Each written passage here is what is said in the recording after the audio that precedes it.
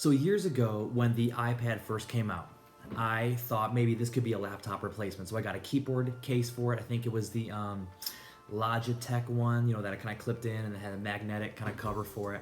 So I thought maybe I could use this thing as a laptop replacement. And by that time, my first gen MacBook Air was kind of rough. If you guys remember the first gen, even the second gen MacBook Airs, they weren't all that great. They overheated, they were slow. The hard drives were slow on them. They were just not great computers all the way around, but I'm an early adopter, which is kind of why I'm making this video. Then I got an iPad, and the iPad was great. It's a big, thick one, that came out the first generation. I thought I could use it as a laptop replacement, and it was okay, but you gotta remember, this is the beginning of the iOS for iPad. You couldn't really multitask. It was a very mediocre experience, honestly. The apps were not there. They were blowing up iPhone apps.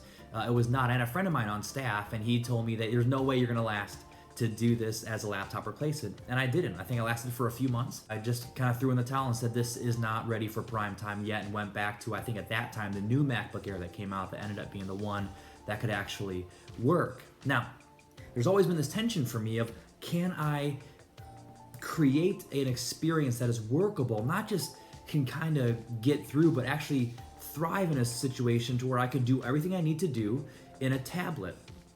I hate the iterations of even the Surface Book I don't like. I think it's a good laptop, it's a mediocre tablet. There's gotta be a way to have a good tablet, a good laptop experience, or maybe rethink how I work. So one of the things when the iPad Pro came out is, could I use this again as a laptop replacement with a keyboard case? It's kind of Surface-esque, right? But I wonder, could this be the laptop replacement I've been looking for? I think the iOS is matured enough for it to be that way.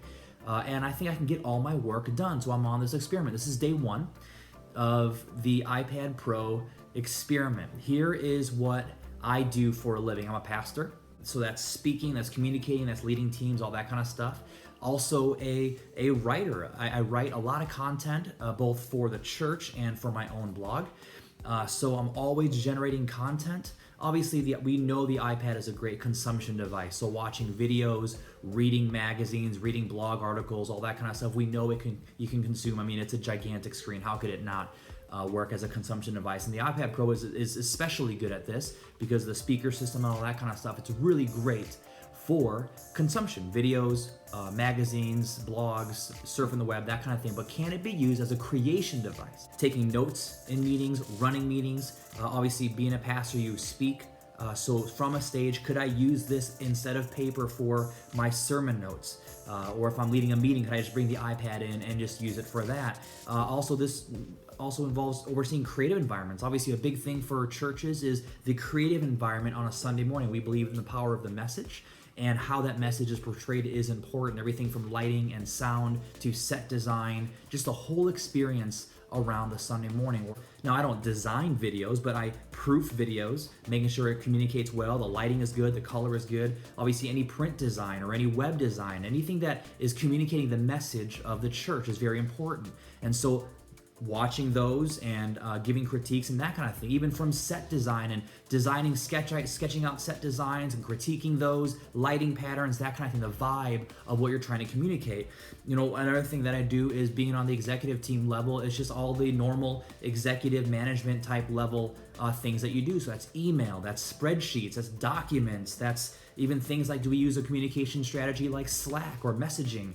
So all that kind of stuff together. Can the iPad Pro do this stuff? That's the journey that I'm on. So here's what I'm gonna do.